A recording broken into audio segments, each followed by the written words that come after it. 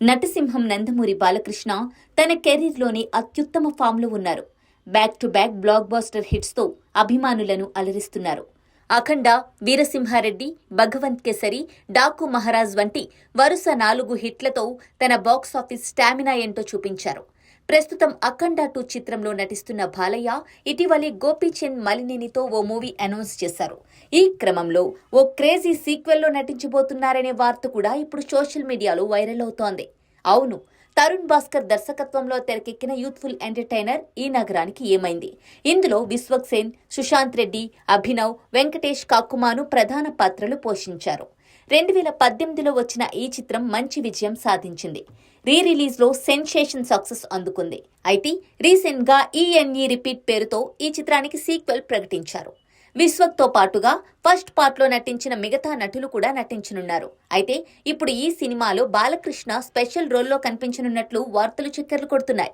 బాలకృష్ణ, విశ్వక్సేన్ మధ్య మంచి అనుబంధం ఉందనే సంగతి మనకు తెలిసిందే. ఇద్దరి మధ్య ఏజ్ గ్యాప్ చాలా ఉన్నప్పటికీ బాండింగ్ ఏర్పడింది. బాలయ్య అంటే తనకు ఎంత అభిమానమో పలు సందర్భాల్లో విశ్వక్ వెల్లడించారు. అలాగే విశ్వక్ సినిమాలకు సంబంధించిన ఈవెంట్స్ కు బాలయ్య ముఖ్య అతిథిగా వస్తే ఆయన హోస్ట్ చేస్తున్న అన్స్టాపబుల్ షోలో విశ్వక్సేన్ పాల్గొన్నారు. అయితే ఈ క్రమంలో కథ కుదిరితే ఇద్దరూ కలిసి నటించడానికి రెడీ అని కూడా చెప్పుకున్నారు.